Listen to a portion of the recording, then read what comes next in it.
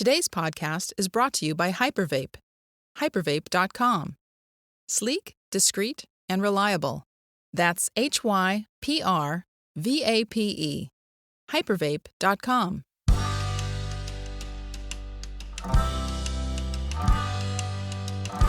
Welcome to the Drift and Ramble podcast. I'm Steve Blizin. Each episode will explore true stories and American legends. From the pages of history and a few stories handed down over the years, we'll look at the people, places, and events that helped shape a nation.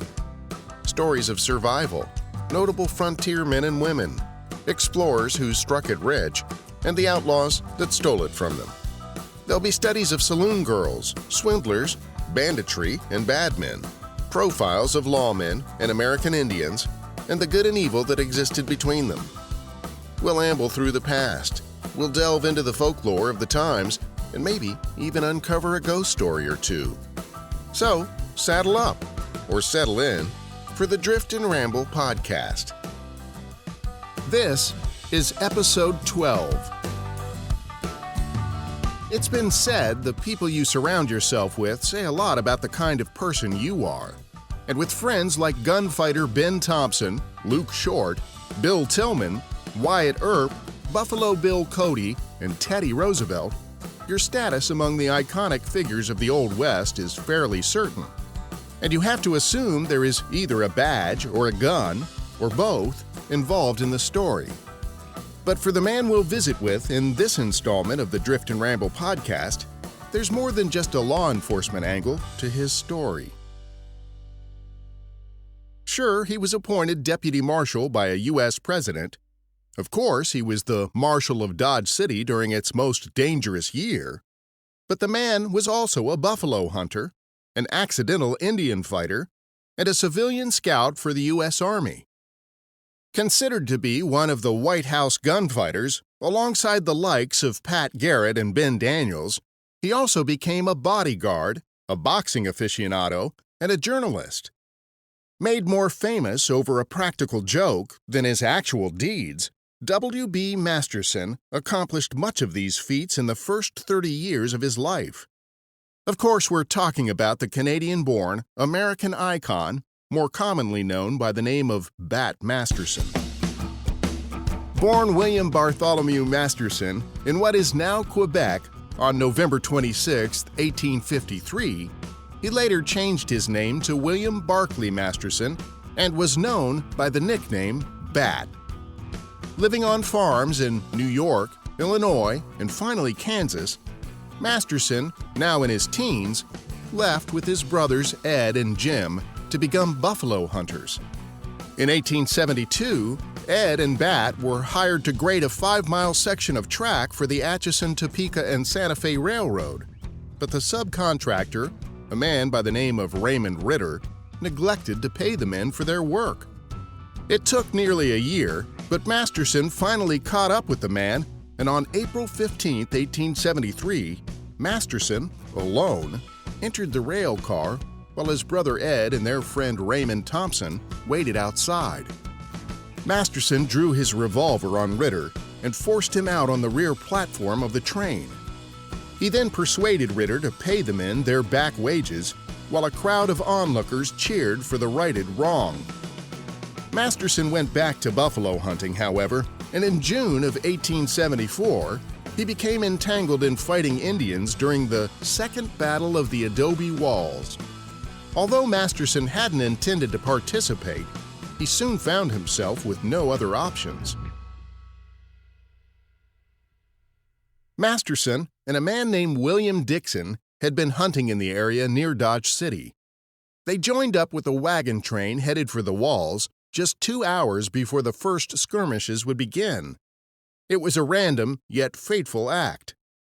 The battle brewing here was at the very same site where 10 years earlier, Colonel Kit Carson had been forced to retreat with his 335 men after over 1,000 Comanche, Kiowa, and Apache warriors drove the men off, thinking their presence a threat to the Native American way of life. Now, 10 years later, with the exact same sentiments stewing in the exact same spot, Comanche, Cheyenne, Kiowa, and Arapaho warriors had formed an alliance to run the wretched buffalo hunters off the land again. This time, they were led by two iconic Native American figures. Comanche Chief Quanah Parker, the last free Comanche chief, and the son of a white woman named Cynthia Ann Parker. Chief Parker's mother was an American who had been kidnapped at the age of about 8 years old from Fort Parker, and she was raised as a Comanche. The other man, known as White Eagle, was a Comanche warrior and medicine man who swiftly rose to power during the period around 1873 to 1874 among Native Americans. White Eagle is credited with arranging the first Comanche sun dance, a ritual his tribe had not previously adopted. And it was during this massive gathering of tribes that he preached his message of war against the whites for destroying the Comanche way of life. The Comanche, the Kiowas, and the Cheyenne all took his message to heart, and a plan was formed to attack the white hunters in the Texas Panhandle for decimating the great herds of buffalo, the Native Americans' primary source of food. On June 27, 1874, they attacked the white buffalo hunters camped at the Adobe Walls trading post. 28 men and 1 woman against anywhere from 250 to as many as 1,000 Native Americans. When the fighting began, Bat Masterson had no choice but to defend himself. The hunters, armed mostly with long-range rifles, kept their attackers at bay. Eventually, William "Billy" Dixon fired a shot that could be the most famous rifle shot ever made during the days of the Old West. The shot is credited to a .50 caliber Sharps rifle, though many still argue about ballistics and trajectory even today. From 1 mile away, Billy Dixon shot and hit a Comanche chief, knocking him off his horse. The incredible marksmanship so demoralized the Native Americans that they ended their fighting. The battle should have been a slaughter. 28 men against 250 or more warriors were impossible odds. But the saloon owner on the site had been warned of the impending attack. He kept his patrons awake and courageous by offering them free drinks. Of course, the 2-foot-thick sod walls of the adobe made it nearly impossible for the Comanche to penetrate, giving the whites another advantage. The thick walls, combined with their long-range buffalo guns, repelled the attack. While the whites lost 4 men to the battle, the Native Americans suffered greater losses, with 15 dead and many more wounded. During their retreat, Chief Quanah Parker was wounded when his horse was shot out from under him from 500 yards away. The wound was not serious. After the battle, White Eagle was disgraced, beaten, and given a new name. Although he tried to absolve himself by claiming that his magic had been weakened by the killing of a skunk by Comanche warriors prior to the battle, Comanche dog soldiers were not impressed, and they humiliated him, giving him the new name Isatei, which means, roughly translated, coyote vagina. Chief Parker recovered from his wounds, and though his band was the last of the Comanches to head to the reservation, he became chief of all Comanches and proved to be a significant and respected leader. He became one of the wealthiest of all Native Americans due to his shrewd business acumen. He was also known to befriend Theodore Roosevelt in later years and often went hunting with him. I can't imagine that old Teddy would have invited Bat Masterson along on these trips, but the possibility exists, however awkward it may have been. Though not considered to be a significant military success, the Second Battle of the Adobe Walls had its intended effect. Buffalo hunting ceased in the area, even though by then it was probably already too late. Still, the battle delivered a crushing blow to the morale and psyche of the Native Americans. It signaled a tipping point for the U.S. military as well.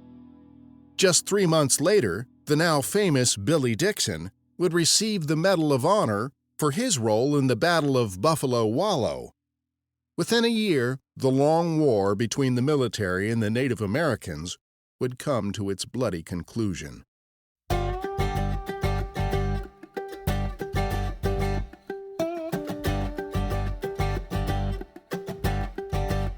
Bat Masterson wasn't the typical cowpoke.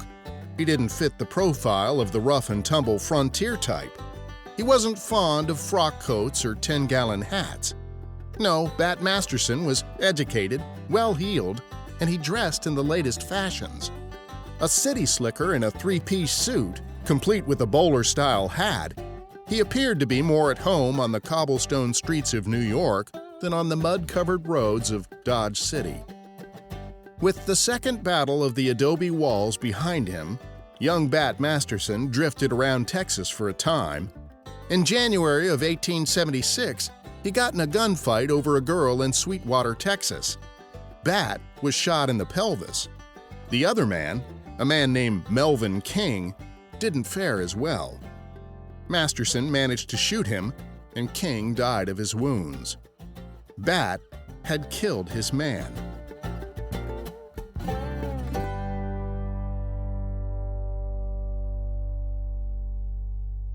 Masterson recovered and settled in Dodge City. By June of 1877, he was back in true form and tried to prevent the arrest of a local named Bobby Gill. The marshal of Dodge City, a man named Larry Degger, was a pretty large man.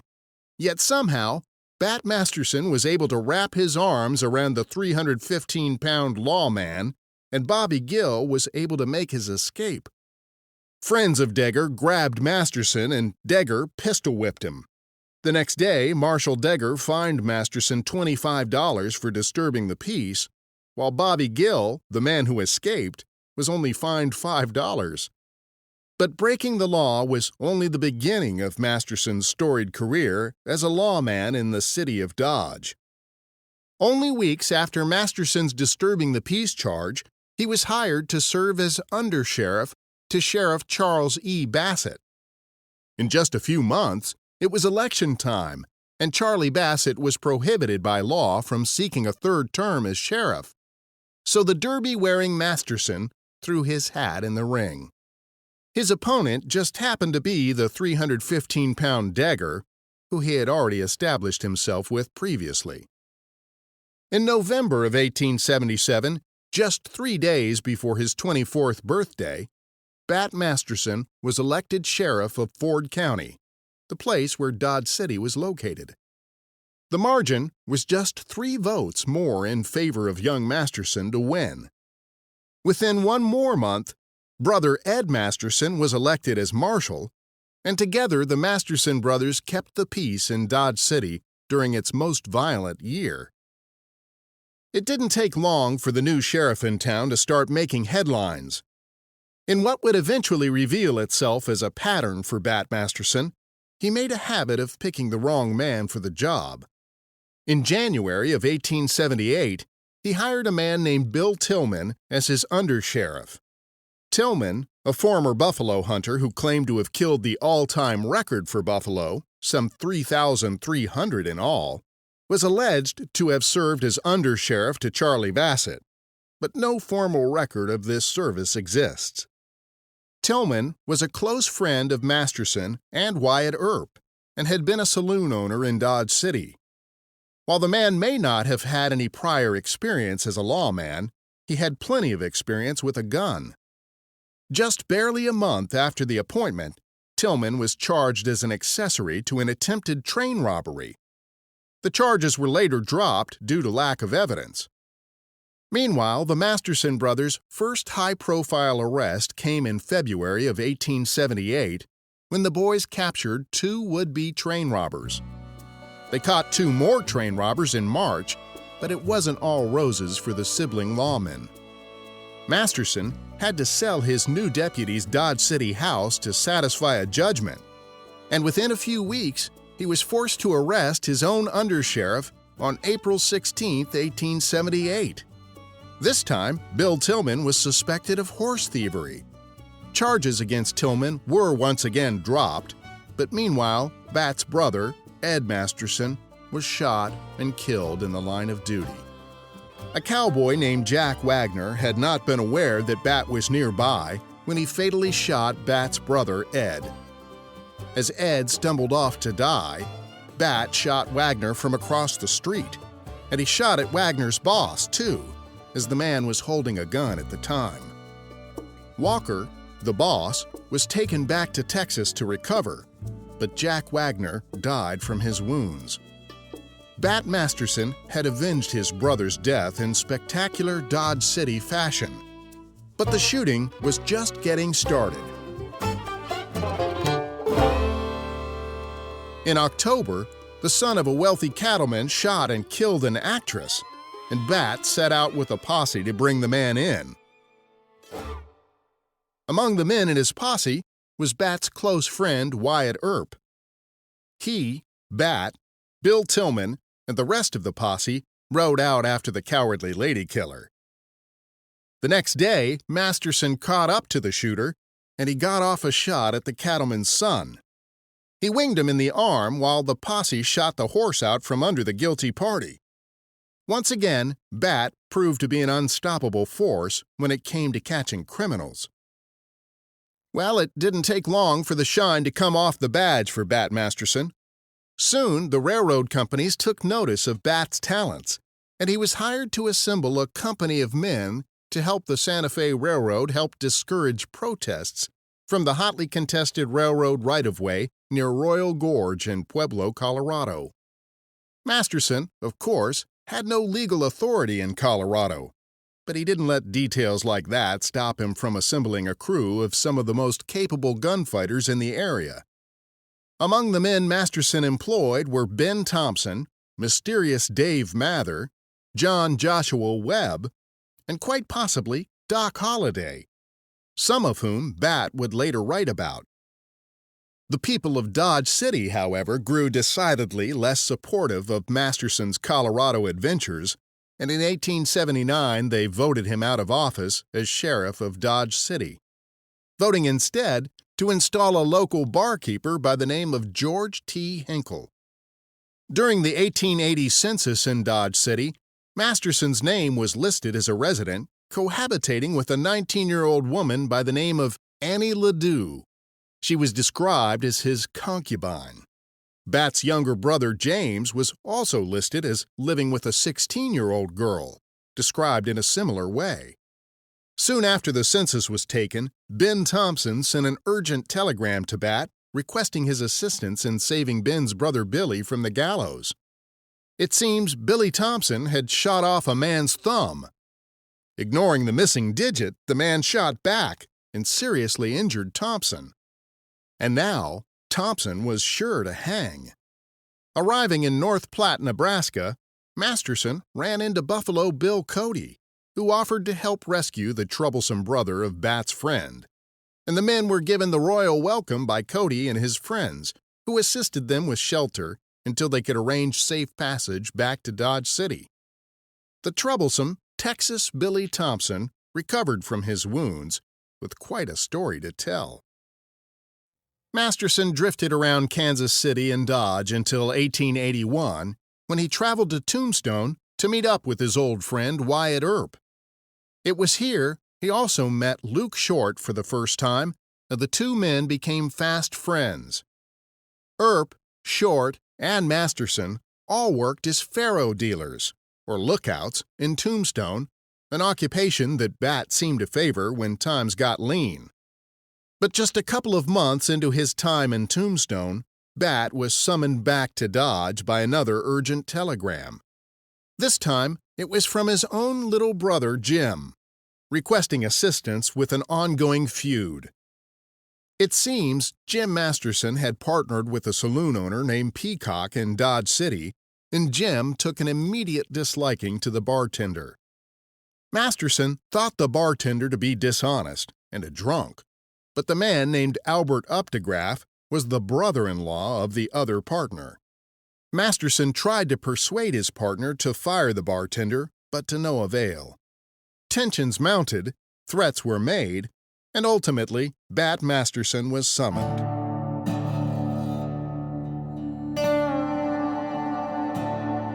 Upon his arrival, Peacock, the partner, and Updegraff, the bartender, recognized Bat Masterson, and they both fled the inevitable gunfight to take up defensive positions behind the jail. Bullets ripped through the walls of the nearby Long Branch Saloon, where patrons and townfolk either ducked for cover or joined in the fighting. And soon, bullets were flying in all directions. Updegraff was eventually wounded, but no one could determine who fired the shot that hit him. The Masterson boys were arrested, but since it was impossible to tell who fired the first shot, Bat Masterson was fined $8 and allowed to leave town with his brother. It was only then that he discovered his little brother had never been in any real danger. Clearly, by this stage in his life, Bat Masterson was firmly ensconced in the way of the gun. He had survived several gunfights, and he had surrounded himself with some fairly notorious gunfighter friends. But Bat Masterson wasn't considered a notorious gunfighter himself. At least, not yet, anyway. Everything about the man seemed incongruous to the stereotypical gunslinger of the times. Dressed in his bowler hat and ditto suit, Masterson looked more like a dapper tourist than an imposing tough. Still, his reputation was about to achieve legendary status, and it was all because of a practical joke. In 1881, in Gunnison, Colorado, a reporter working in the area asked Dr. W.S. Cockrell about man-killers. Cockrell, a practical joker, seized on the opportunity to tell a tall tale. Without flinching, Cockrell shifted his eyes towards a young man seated nearby and identified him as Bat Masterson, adding, in perhaps a hushed tone, "He's killed 26 men." Cockrell then proceeded to enthrall the reporter with details of Masterson's heroic deeds. The excited reporter then wrote them all down for the New York Sun, and soon the reprinted stories appeared in newspapers all over the country. Though Cockrell apologized to Masterson, Bat's reputation was indelibly enhanced. Masterson himself vehemently denied ever being in Gunnison, Colorado at the time. And if men found Masterson to be dangerous, the ladies found him to be irresistible. Masterson was appointed as city marshal in Trinidad, Colorado in April of 1882. Earning a monthly salary of $75, Bat had barely had time enough to get used to the idea before he was called upon again to help an old friend. It turned out that Wyatt Earp had requested Bat's assistance in preventing the extradition of one John Henry Doc Holliday from Colorado back to Arizona. Masterson wasted no time and went directly to Colorado Governor Frederick Pitkin to help Holliday evade extradition. Pitkin ultimately agreed to refuse extradition, but the favor had done nothing to help enhance the new career for Masterson. Neither did Masterson's second occupation, moonlighting as a faro dealer in Trinidad. Within a year, Masterson was voted out of office. The timing was good, though, because Bat was once again needed in Dodge City. His friend, Luke Short, had been run out of town by Bat Masterson's biggest enemy, the 315-pound mare, Larry Degger, and longtime rival, who Masterson had so easily embarrassed many years before. Luke Short had become the owner of the infamous Long Branch Saloon, and Lawrence Degger wanted to close the place down. The Dodge City War, as it would be remembered, was a bloodless battle that took place between April 28th and June 7th of 1883. But while this politically charged standoff produced no casualties, the tension it created was palpable. Bat and his gunfighter friends descended upon Dodge City. They called in political favors and made their presence known. Perhaps the most tangible evidence of this gathering storm was a now famous photograph of Masterson, Wyatt Earp, Luke Short, and the others who assembled to assist their old friends. The photo, and the assemblage of men, were known as the Dodge City Peace Commission. The photo can be found on the Drift and Ramble website, as well as on our Facebook page. With a flair for words, a strong sense of humor, and a keen eye for detail, Masterson seemed poised to make for a fine writer. In 1884, Masterson made his first foray into journalism. He started a local newspaper in Dodge City by the name of Vox Populi, which focused on local politics. But, even though there were many compliments, the paper folded in its first week of publication. Masterson would not attempt writing again for nearly 20 years. Masterson left Dodge City and headed to Denver, Colorado. It wasn't long before trouble found him there. He landed himself smack dab in the middle of a divorce scandal. While watching a comedian perform at a Denver theater in September of 1886, Masterson held the attention of a pretty woman named Nellie Spencer, who had perched upon his knee. The comedian performing that evening, however, happened to be her husband, and he cut his act short to have words with Bat Masterson. Masterson wasn't interested in the conversation, apparently, and he smacked the performer across the face with the butt of his pistol. While the two men slugged it out in the theater, Nellie watched with a front row seat. The men were both arrested and quickly released, but Nellie filed for divorce just 3 days later, allegedly to elope with Masterson. No record has ever been found for this marriage, however, and Nellie wasn't part of Bat's life very long. Masterson was also alleged to have married a singer by the name of Emma Walter, though again no formal record exists. The two claimed to be married for 17 years to each other on a 1910 census. It was widely reported that they married in Denver on November 21, 1891, which would put the wedding just 2 weeks after Emma's divorce from her husband, Edward Moulton. If this were true, there's no better name for a homewrecker than Bat.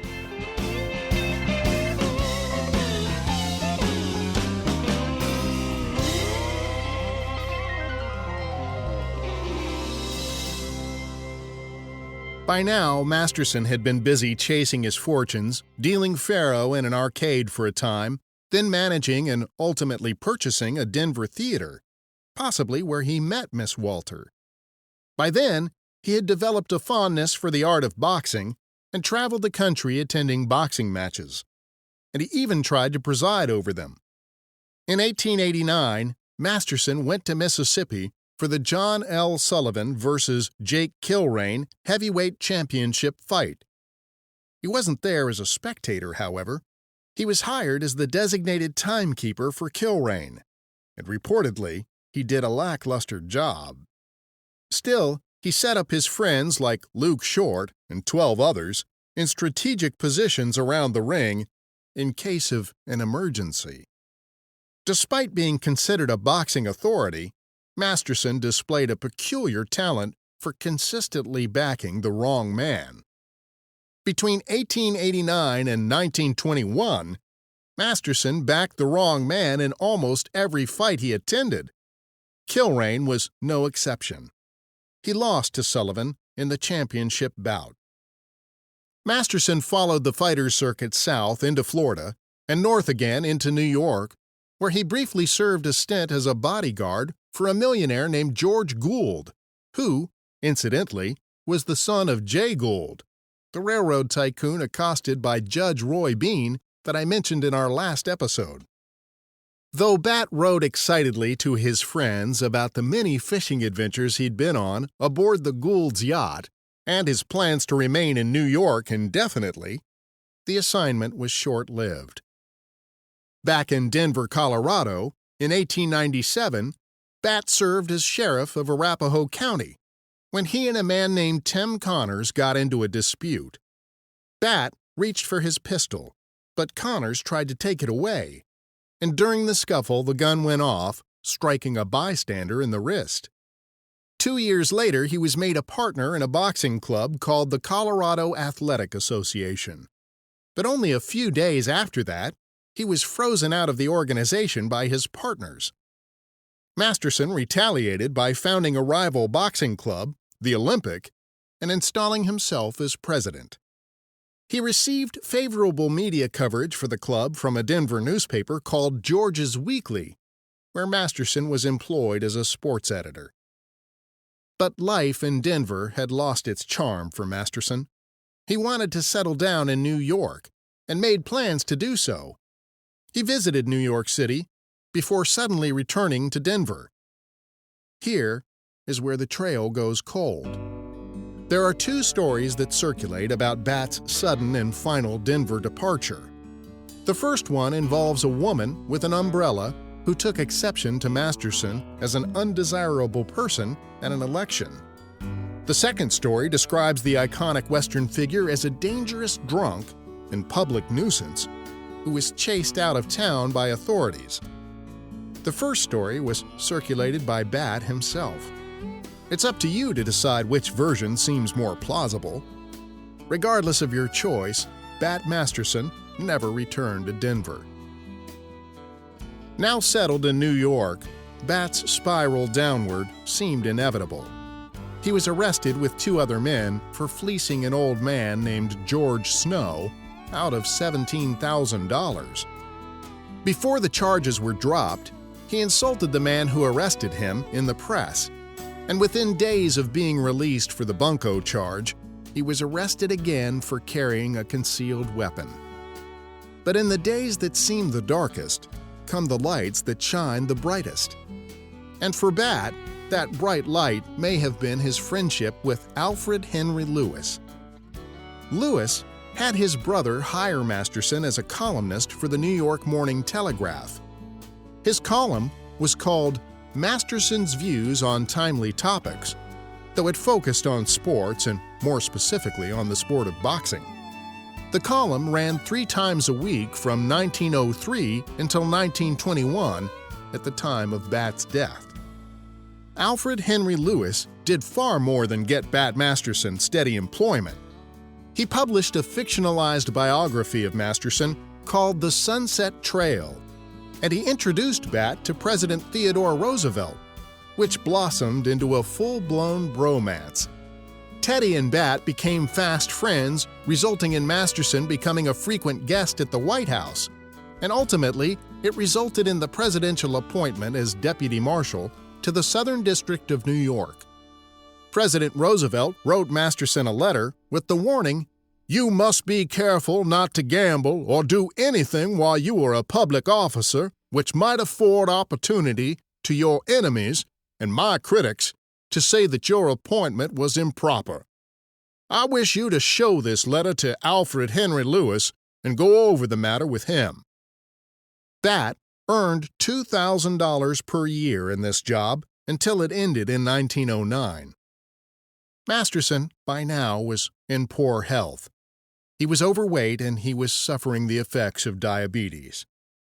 Alfred Henry Lewis, a writer himself, encouraged Bat to write about his adventures, which were then published by Lewis in Human Life magazine. Masterson wrote 5 biographical profiles on Ben Thompson, Wyatt Earp, Luke Short, Doc Holliday, and Bill Tillman in 1907. Masterson also expounded on what he felt were the best qualities in a gunfighter. Masterson was supposed to write more for the Human Life series, but the next 3 issues of Human Life did not include any Masterson articles. Lewis reassured his audience that Masterson would again resume the series, but Bat only wrote 1 more article on Buffalo Bill Cody as his final Human Life magazine contribution. Theodore Roosevelt did not seek a 3rd term in 1908. His successor, William Howard Taft, didn't care for Masterson. President Taft had his Attorney General conduct an investigation of Masterson's employment, which resulted in Masterson being terminated on August 1, 1909. For the remaining 12 years of his life, Bat Masterson traveled around the United States covering boxing events for the New York Morning Telegraph.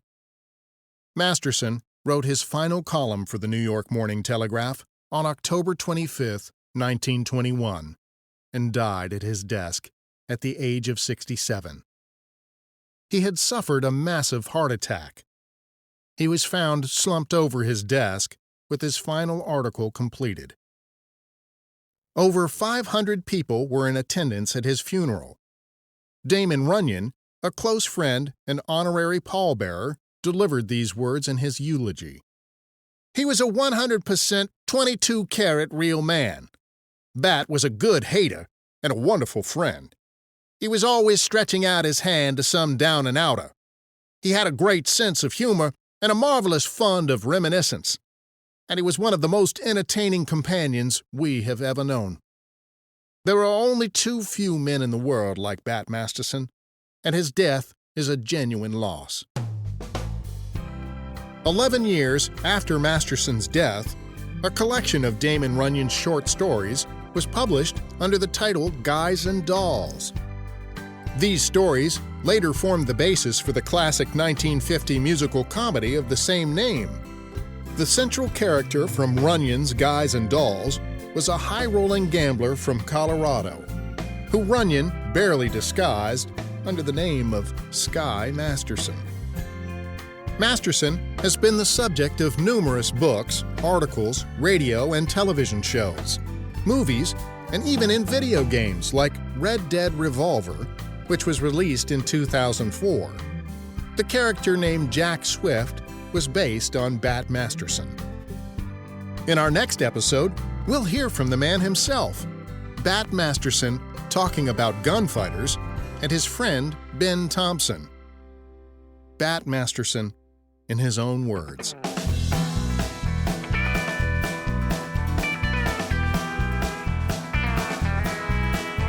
Hi, this is Cheryl.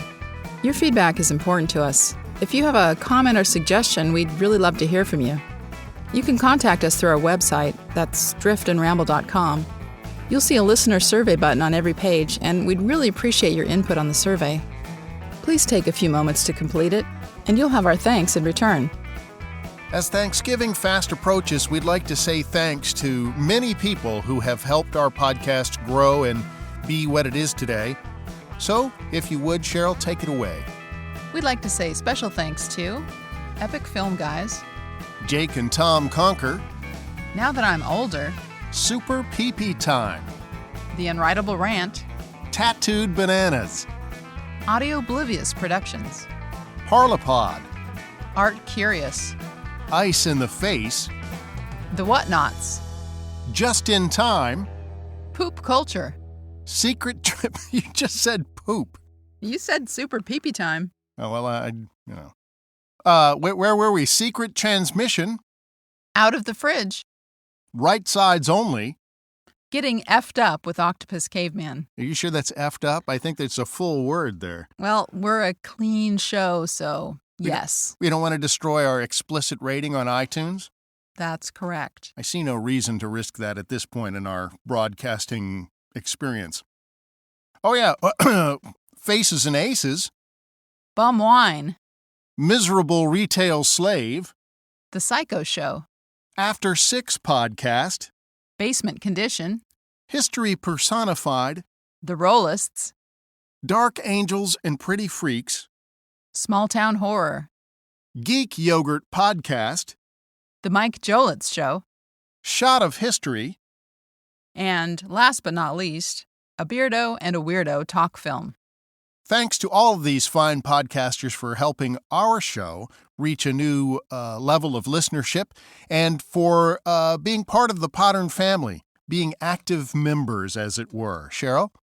Yes, whether you've supported us with retweeting or maybe giving us a shout out on your own show, we really appreciate your support. And this is really just a small sampling in no particular order. Boy, this is where it sounds like we're going to ask you for money next, and I think we should probably do that. We are providing a lot of free entertainment. It's maybe crappy entertainment, but it is free, and we'd like nothing better than to give it away. We'll be working a cardboard sign at the corner of 5th and Main, so if you drive by, please drop a dollar bill in the bucket. There is a donation button on our website. Thanks, everyone, for helping us out, and happy Thanksgiving to all of our Podern family and all of our listeners. I'm going to list off the things that I'm thankful for. I'm thankful for my microphone. I'm thankful for my recording software. I'm thankful for my computer that I record into. I'm thankful for my sound card. I'm thankful for my USB 3 cable. I'm thankful for my iPad, which I read my script from.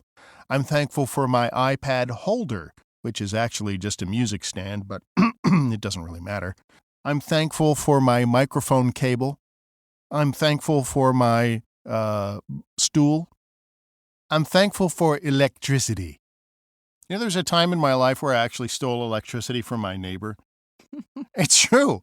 I basically powered my entire living quarters from an extension cord plugged into the outside outlet of their back porch, unbeknownst to them, of course. This obviously predated me. Yeah. I'm thankful for my Star Wars figures. I'm thankful for my blanket. I'm thankful for you. Really? Really? Is it because I help you with this podcast?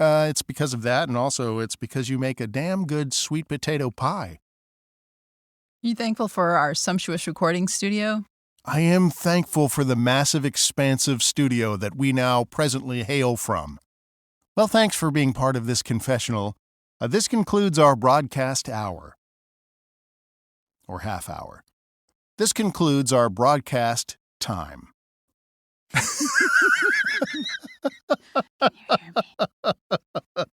Yes.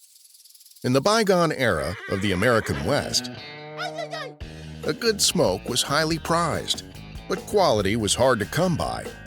These days, Hypervape continues the tradition of quality with quality vaporizers, batteries, and chargers. Sleek and discreet, Hypervape products offer the best in value. When trust and reliability are the things you value most, Hypervape is the right choice. Like the high-grade quality folks sought in the days of the Old West, Hypervape might be harder to find. But here's a little secret to help ease your search. Just point your browser to hypervape.com and order direct. Sleek, discreet, and reliable. Hypervape.com.